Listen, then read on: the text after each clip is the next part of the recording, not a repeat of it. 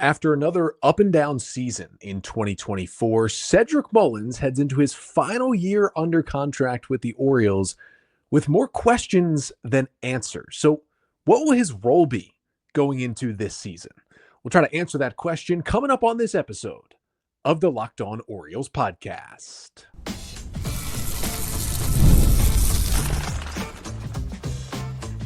You are Locked On Orioles, your daily Baltimore Orioles podcast. Part of the Locked On Podcast Network, your team every day. Hey there, Orioles fans. Today is Wednesday, January 29th, 2025, and welcome back into the Locked On Orioles podcast, part of the Locked On Podcast Network, your team every day. As always, I'm your host, Connor Newcomb, and coming up on today's episode, we're going to continue our Orioles 2024 player season review series. We only have a few Orioles remaining to get to, and today we will talk about the center fielder, Cedric Mullins. We'll talk about what went right in his 2024 season as he continued to play some great defense, run the bases well, and stayed healthy. We'll talk about what went wrong in his season, the up and down nature of his offense, including some big-time struggles against lefties. And then we'll talk about what's his biggest storyline heading into 2025. And it's really two things. One, it's a contract year, and two, is he still that every single day center fielder for the Orioles? We'll get to all that and more coming up on this episode of the Locked On Orioles podcast, which is brought to you by FanDuel. Super Bowl 59 is here, and there is no better way to make every play more exciting than with FanDuel Sportsbook. New customers can bet just $5, and if you win, you'll score $200 in bonus bets. Download the app or head to FanDuel.com to get started today. So let's take a look at the 2024 season for Cedric Mullins. We've done so for a lot of Orioles players, trying to get to most of the guys who were on the 40-man roster last year. And if you go back through the archives the last few months here on the show, you can find a lot of other season review episodes. And while you're doing that, make sure to like, comment, and subscribe to the Locked On Orioles YouTube channel. And of course, leave a 5-star rating and a review, and subscribe wherever you listen, Apple Podcasts, Spotify, wherever that may be. It all really, really helps out the show. So let's talk about Cedric Mullins. And again, we begin with what went right for Mullins in his 2024 season. And the first thing is he did at least make a slight offensive improvement by just making more contact in 2024. The final line for Cedric Mullins this year at age 29, he played in 147 games, had 499 plate appearances, hit 18 home runs, stole 32 bases, a slash line of a 234 average, 305 on base, 405 slugging,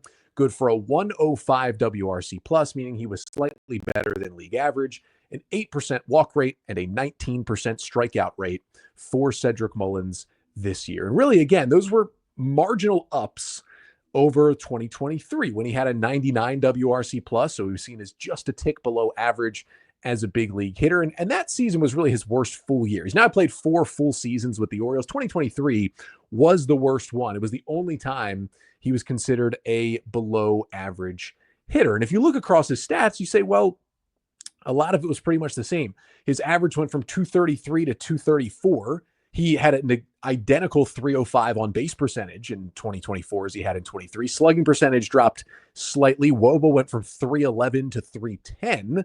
You're looking at a guy whose walk rate did drop from about 9% to 8%. He did hit 3 more home runs, didn't drive in as many runs, played more games, obviously. You're just trying to say, okay, these are tiny things. What was the jump? What was the jump at all? Really, it was just the ability to swing and miss less. His strikeout rate went down, and that was pretty much the most significant change. A 22.2% strikeout rate in 2023, which was his highest since the COVID season, went down to a 19.6% strikeout rate in 2024. And that is a nice little jump. And really his whiff rate went down by even more. That is just the pure swing and miss rate for Mullins, which was up at about 25% in 2023. That's basically league average. He dropped it to 19% this year. He actually dropped officially by 5.7% in the whiff rate. That was the 8th largest drop from 2023 to 2024 for any player in Major League Baseball in terms of their swing and miss rate. And it was also the lowest whiff rate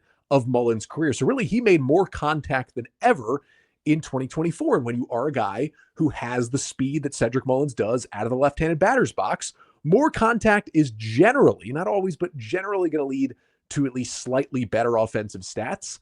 And that is what we saw from Cedric Mullins last season. And it was really the change on two types of pitches. He fared pretty similarly on breaking balls, sliders, and curveballs and whatnot this season, but his whiff rate versus off-speed pitches, that's basically changeups and splitters. Those pitches from righties destroyed him in 2023. 2024 dropped from 32% to 22% on the swing and miss on those off-speed pitches, making a lot more contact.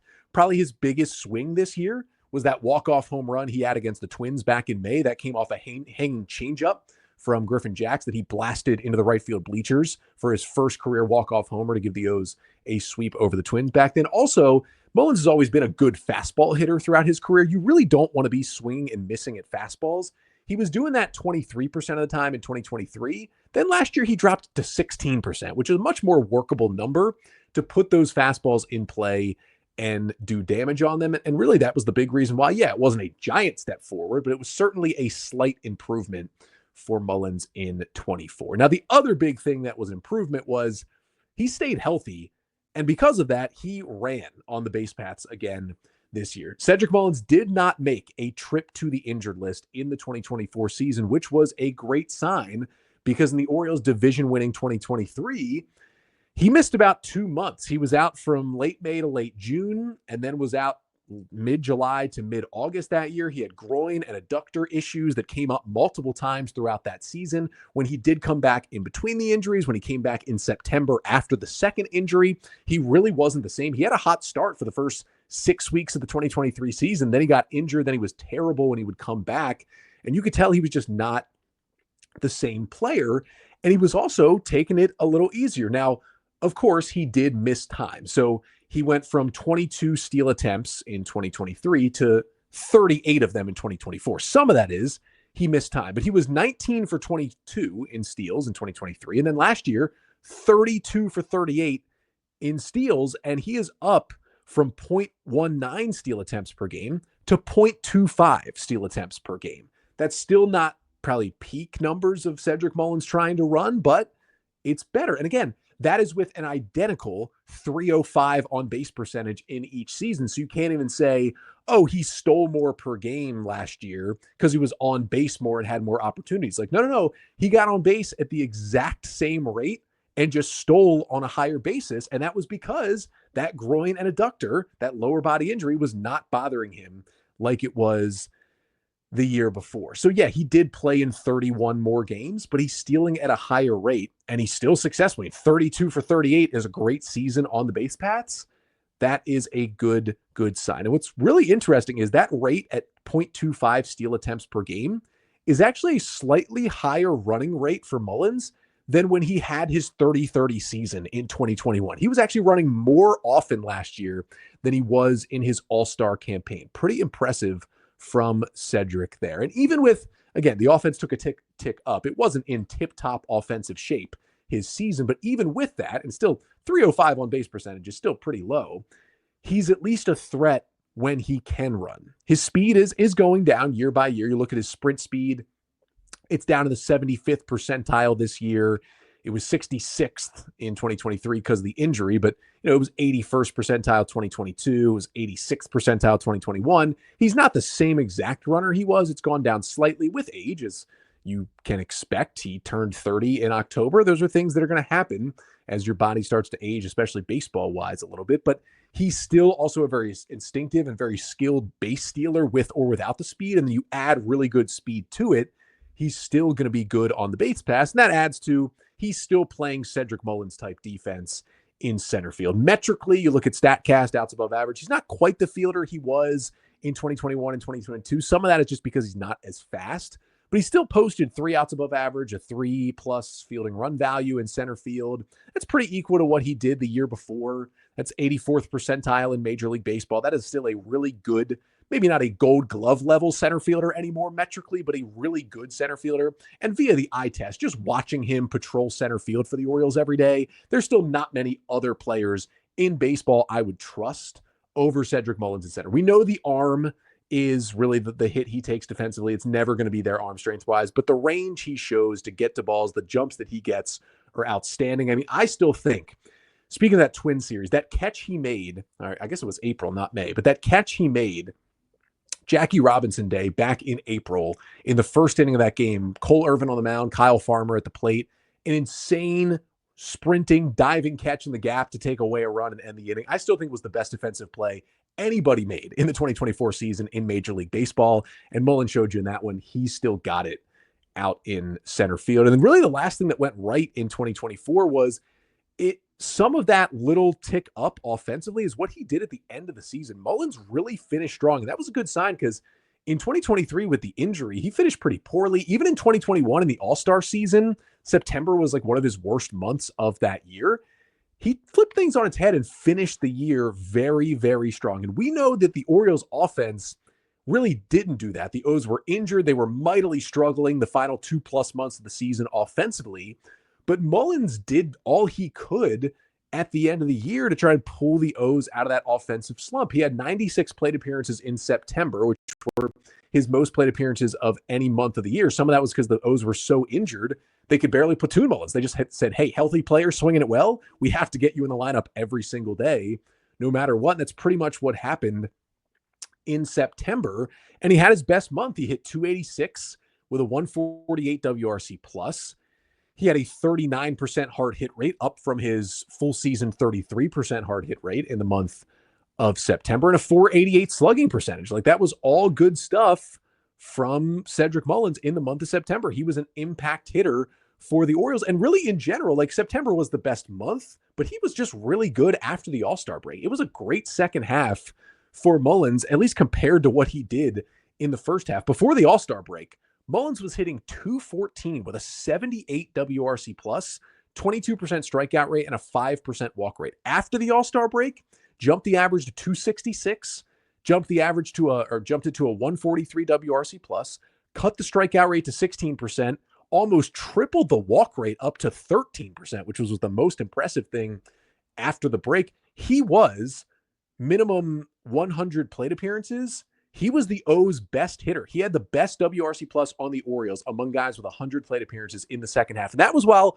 most of the rest of the team was really struggling at the plate. Cedric Mullins was their best post All-Star break hitter. And if you lower the plate appearance threshold to like 50 plate appearances, so really anybody who made any sort of impact for the Orioles in the second half, the only player who was better was that randomly red hot 73 plate appearances from Emmanuel Rivera, of all people. He was the only one who was better than Mullins. So really, Mullins was the best regular down the stretch for the Orioles. And hopefully that can lead some momentum and some good things for him heading into 2025. I mean, you look at entire Major League Baseball, among guys who got at least 100 plate appearances after the All-Star break, he was, by WRC plus at 143, the 15th best hitter in Major League Baseball. That is very impressive what Cedric Mullins was doing down the stretch for the Orioles. And the big question is, like, can he keep that train going from September into 2025? We will try to get to that later in the show. But next, we first got to talk about, hey, even with this good stuff, it wasn't the 30-30 season. It wasn't the All-Star season. There are still some issues with this year for Cedric Mullins, and we will break those down coming up next. But first, this episode of the Locked On Orioles podcast is brought to you by FanDuel. Super Bowl 59 is here. One game, two teams, and endless possibilities. And there's no better way to make every play more exciting than with FanDuel Sportsbook. Whether it's predicting the first touchdown, calling the MVP, or even betting on the coin toss, FanDuel makes it easy to get in on the action. With live betting all game long, you can adjust your bets as the game unfolds and feel the thrill from kickoff to the final whistle. And live betting, that feature lets you stay involved no matter what happens on the field. In the app, it's super easy to navigate. Plus, knowing that you can place a $5 bet and potentially win $200 in bonus bets for the Super Bowl, that's icing on the cake. So download the app or head to FanDuel.com to get started. Bet just $5 and you'll win. And if you win, you'll score $200 in bonus bets. That's at FanDuel.com. Bet with FanDuel, official partner of Super Bowl 59.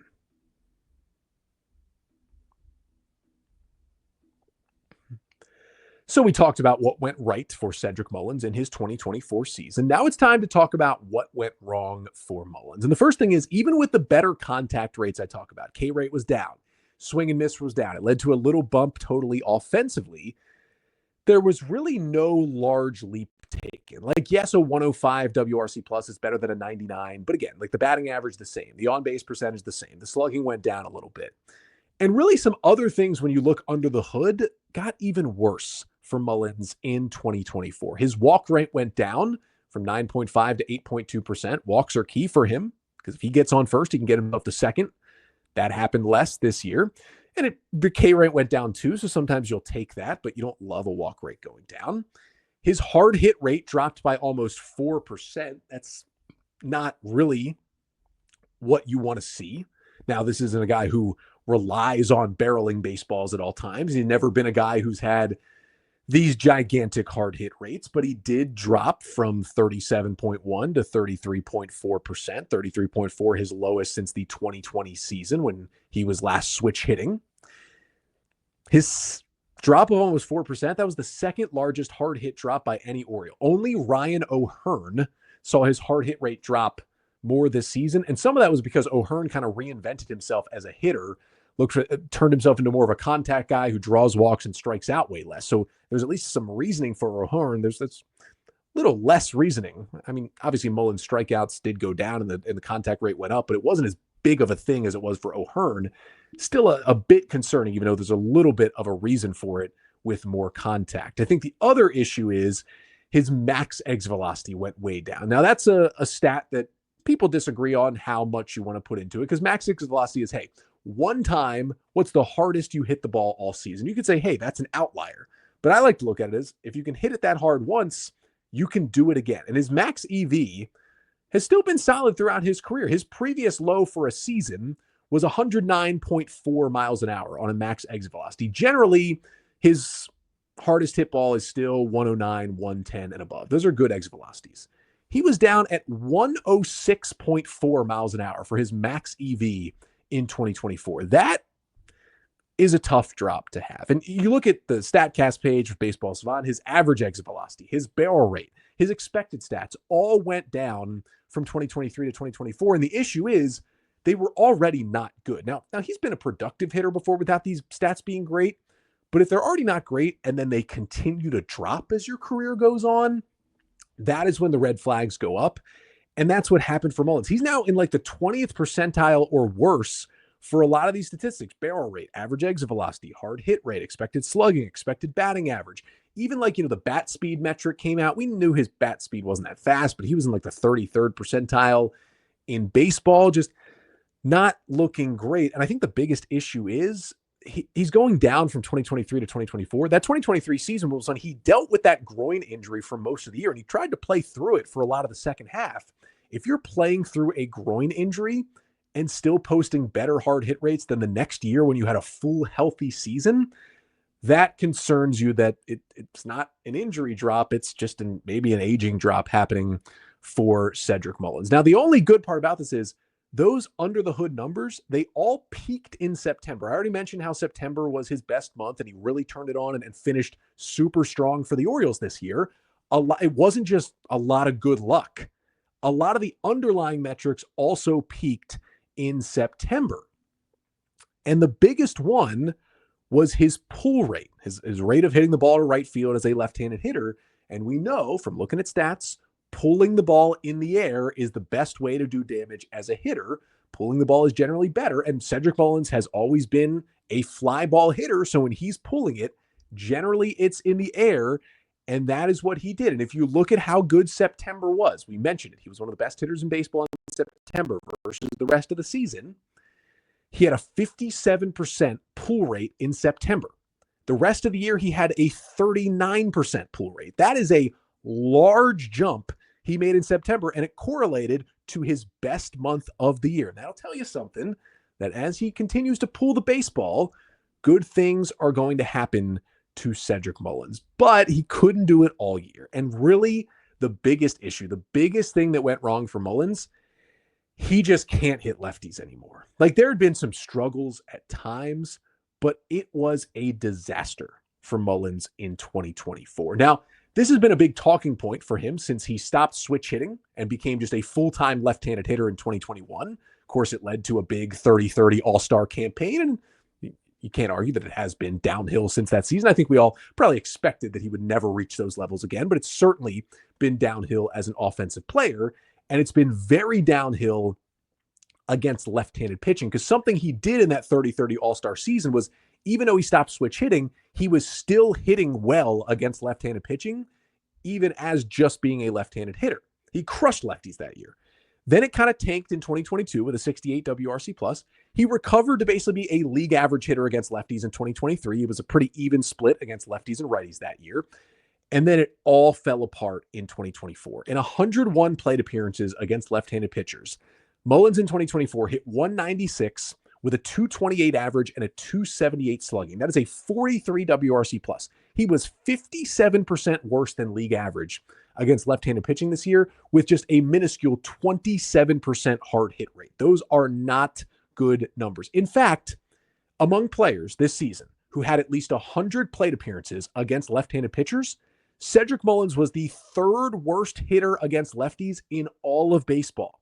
That is not good. Only Gio Urshela, who's a righty, so it's really weird he tops this list, and then Jesus Sanchez, lefty hitting outfielder for the Marlins, those were the only two hitters that had at least 100 plate appearances against lefties and were worse against southpaws in the 2024 season.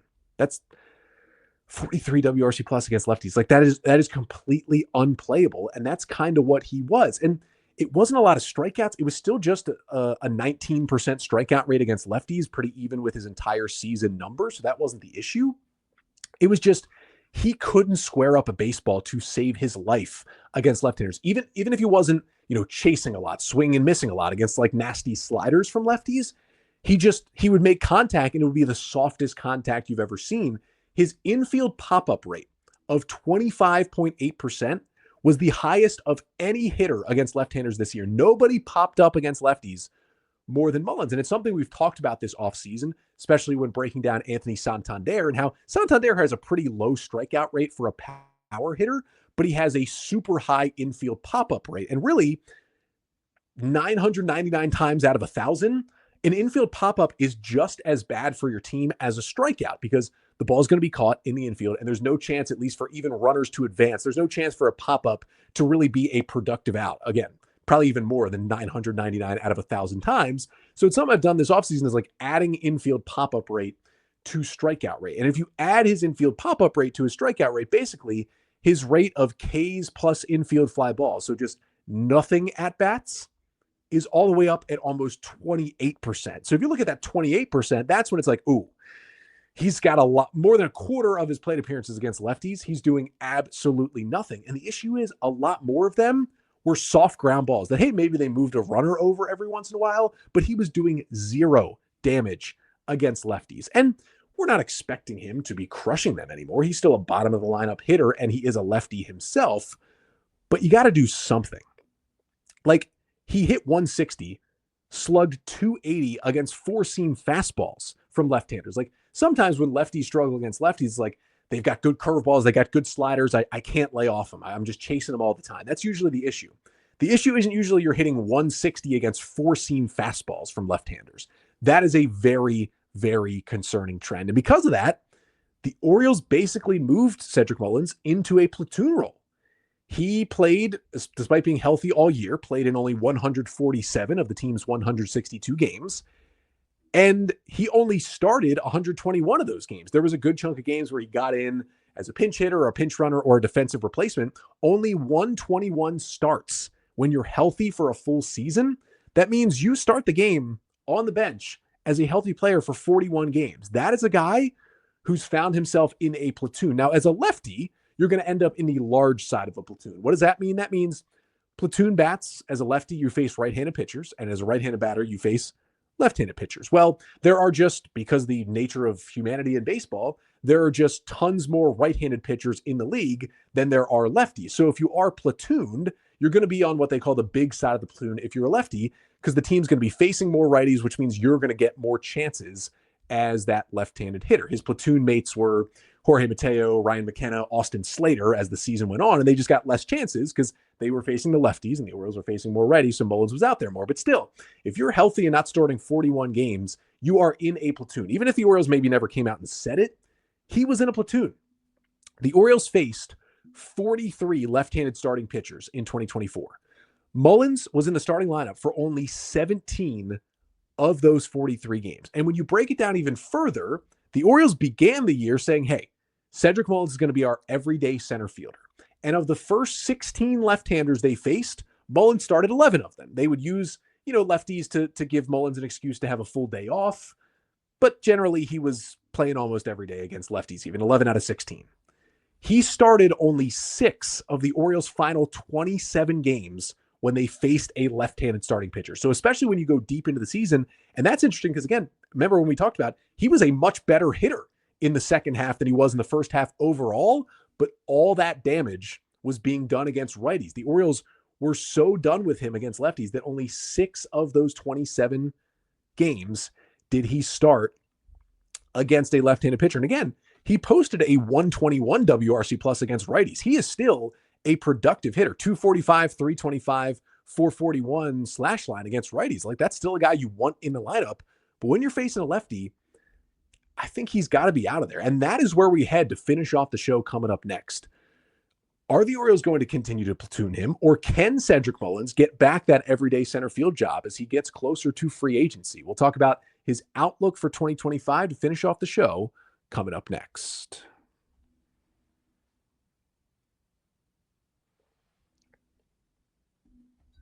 So with everything we now know about Cedric Mullins, still the ability to play center field, still the ability to run the bases well, the little uptick he had, the less swing and missing, but also his inability to hit lefties, the Orioles putting him into a platoon by the end of the season.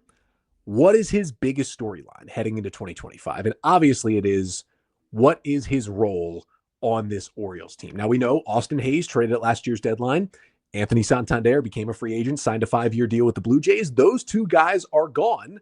Cedric Mullins, the final one left. All those stories being written about Hayes, Mullins, and Santander sticking around, powering through the rebuild, and remaining as the Orioles starting outfield as they started to win baseball games again. That is no longer the case. Mullins is the last one remaining. And one thing we do know, unless Colton Cowser is just horrible against left-handers to start the season. Like, he goes out there and he's got a 35+% strikeout rate against lefties, and he looks lost up there. Like, he had an 89 WRC plus against lefties. He was clearly way better against righties, but he could hold his own against left-handers last season. Unless he totally tanks the beginning of the year, Cowser's going to be an everyday player, you would think, for the Orioles. And that is what the O's did last year. I mentioned Mullins not starting against lefties. Most of the time when that happened, Cowser would play center field and Mullins would come off the bench in that game. And I think the Orioles are somewhat prepared to do that. I think Cowser is an everyday player. The question is, okay, you have 3 more outfielders on this roster, at least at this point. You have Tyler O'Neill, you have Heston Kjerstad, and you have Cedric Mullins. How do you spread out the playing time for those other 3 guys? I think against left-handed pitchers, we know Tyler O'Neill was the second best hitter against lefties in baseball last year. Only Aaron Judge hit lefties better than Tyler O'Neill. They brought him in first and foremost on a 3-year deal to crush lefties. Tyler O'Neill is going to be in the Orioles outfield against left-handed pitching. We know that. It's probably going to be him out there in a corner spot. And I think Cowser is going to be out there every day. So then it's down to Mullins versus Kjerstad for that final outfield spot against lefties. And Heston Kjerstad, again, you don't want to take too much stock in splits in the minor leagues because, as we've talked about, if you're a good left-handed pitcher, you're probably not in AAA. You're probably already in the big league. So I don't take a lot out of minor league splits, even though Kjerstad was a good hitter against lefties in the minors. And to this point, he's done pretty well, held his own against lefties in the big leagues in a small sample size. If Kjerstad can continue to hold his own against lefties and Mullins continues these struggles, Mullins is going to be on the bench. I think you're going to see Heston Kjerstad out there a good chunk of time against left-handed pitching. And if Kjerstad shows, maybe I'm not ready to have that role all the time against lefties, but Mullins still looks like this, you could even see Jorge Mateo, if he's healthy, out there in the outfield. We know Mateo's not a great bat, but he has still been a good hitter against left-handed pitching. That is when you want him in there. and the Orioles showed the ability to play him in the outfield last season. I wouldn't be surprised if you see some alignments of Mateo in center, Cowser in left, O'Neill in right against lefties. And if it's not Mateo, and if they want to go with Kjerstad, O'Neill in left, Cowser in center, Kjerstad in right. And you could do that in the outfield as well. Even if, Mateo's hurt, you might see a little Daz Cameron on this roster. Daz Cameron could be that guy who plays the outfield because he's the guy who has hit lefties in his career and is on this 40-man roster. Like, there's a lot of guys for Mullins to jump over with the struggles at this level against left-handed pitching. Now, Mullins can still pinch hit against, right? He was 4 for 12 as a pinch hitter last year. He hit righties well. He can pinch run. He's valuable there. He's obviously valuable as a defensive replacement in that alignment. Late in the game, you've got a small lead. You're probably going to go ahead and put Mullins in center field, move Cowser to left, move O'Neill to right, and take someone like Heston Kjerstad out of the game. Or if you have a Daz Cameron out there, potentially, you're going to put Mullins in for O'Neill and have a really strong defensive outfield of Mullins, Cameron, and Cowser out there to win you a baseball game. Like, Mullins will still play in these games as he did come off the bench a good amount when there was a lefty on the mound last season. But the righties is where he still produces. And I think that's where he gets his at-bats. Now, he still could lose some at-bats there, depending on how much they want to play Tyler O'Neill against righties, how good Heston Kjerstad looks, maybe a little bit of, how much does Ryan Mountcastle play first base against right-handers? Because if Mountcastle sits against righties, you can have O'Hearn play first. You can DH someone like Kjerstad against those right-handers, and then you can put Mullins and Cowser out there with still playing Tyler O'Neill. I think they're going to rotate through, but I think Mullins will still play mostly or against most righties because he still produces there. I just think at this point, whether you're an Orioles fan, fantasy baseball player, whatever it may be, just don't expect Mullins to be out there against left-handed pitching. And, Gary Sanchez kind of factors into this because you could see him catching against a lot of lefties with Adley Rutschman as the DH in those spots. And we know O'Hearn sits against lefties, but you have Mountcastle at first. So you can't put O'Neill or Kjerstad in the DH role at that point. So you got to go into the outfield. It's not a lot of spots. If he's not producing against lefties, his speed and defense aren't worth it, at least until coming in at the end of the game in those spots. And so at that point, if Mullins, even though he's on the big side of a platoon as a left-handed hitter and he's still hitting righties well, that's better than a guy who is a small side platoon and is hitting lefties well, but struggling against righties. It does better things for his career. At that point, the other big question and big storyline for Mullins heading into 2025 is, do the Orioles bring him back? He is set to hit free agency for the first time after this upcoming 2025 season. What are the Orioles' plans here? I haven't heard anything about extension talks between the Mullins camp and the Orioles. We just kind of don't know. They have some outfielders coming up behind him. If he keeps being like a league average hitter who can't hit lefties, I think at age 31 as a center fielder, speed dropping a bit, I think the O's will move on. If he can get his bat back a little bit, be serviceable against lefties, continue to hit righties and turn into more of an everyday player, I wouldn't mind giving Mullins a 1 or 2 year extension just to bridge the gap in center field. I would totally be down for that if he shows the bat and obviously the defense is still there throughout this entire 2025 season. And if you do maybe do a bridge 1 year contract for Cedric Mullins, that gives the young outfielders, the Judd Fabian and Dylan Beavers in AAA and the last couple first round picks, Vance Honeycutt and Enrique Bradfield in AA, that gives them another season. You don't have to put the pressure on them to be good to go in 2026. It gives them until 2027 to be fully ready for one of them to take over in center field. And also, if you bring Mullins back for a 2026 season, he's not a great everyday player at that point. He still has the tools to be a good fourth bench outfielder for you. He might turn into that role somewhat this year, but he could be a good fit for that role in 2026 as well, because it shouldn't be a super expensive contract to bring a player at this point like Cedric Mullins back. And it's going to depend a lot on Mullins' performance, going to depend on prospect performance, like how ready do they feel about Fabian, about Bradfield, about Honeycutt as we get to the end of this 2025 season. Are they all knocking on the door in AAA? Have any of them debuted in 2025? Those will be things. Has Mullins stayed healthy? What's his performance looked like? And also, how do they feel about Cowser in center field? Because I've had some of my doubts about Cowser in center. He looked a lot better when he got his chances out there in 2024. I trust him to be a part-time center fielder this year is what he will be. I think against lefties, he'll play center. But the question the Orioles have to ask is, okay, Kowser's bat and his defense in left field, he's an everyday player for us moving forward. I think the Orioles should try to extend Colton Cowser. But a big question for him will be, do we feel comfortable moving him to be an everyday center fielder heading into 2026 and beyond? That's still a question defensively for him that has to be answered. If you can, though, that makes it interesting because then you can roll out, if you feel good about Kjerstad, an everyday outfield of O'Neill, Kjerstad, and then Cowser in center and feel good about the bats you've got out there. And then you could bring in another outfield bat.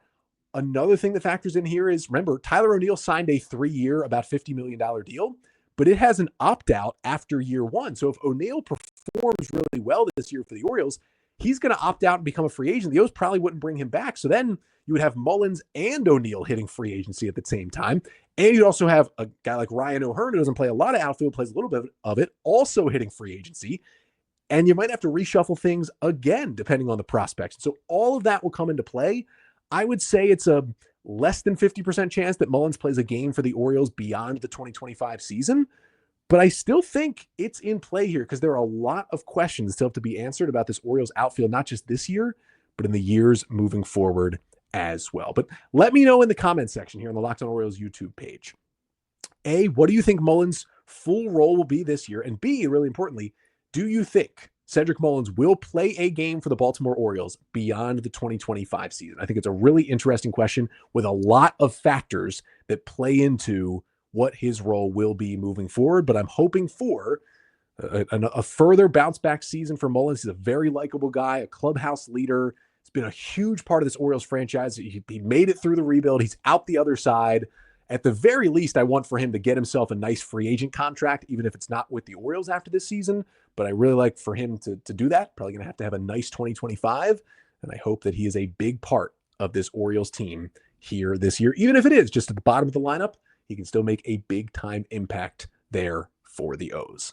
But that'll do it for this episode. Thank you so much for tuning in. Thinking about going live for our final episode of the week, targeting a little Thursday evening live mailbag, looking at probably 8 p.m. Eastern time, Thursday evening, January 30th. Join us right here live on the Locked On Orioles YouTube page for a mailbag episode. If you can't make it live, you can always email us, lockedonorioles@gmail.com, to send in those mailbag questions. We'll try to get to them as well on that live episode. But unless the Orioles break some big news, looking to be back here Thursday evening for a live mailbag. But until then, I'm Connor Newcomb, and this has been the Locked On Orioles podcast, part of the Locked On Podcast Network. Your team every day.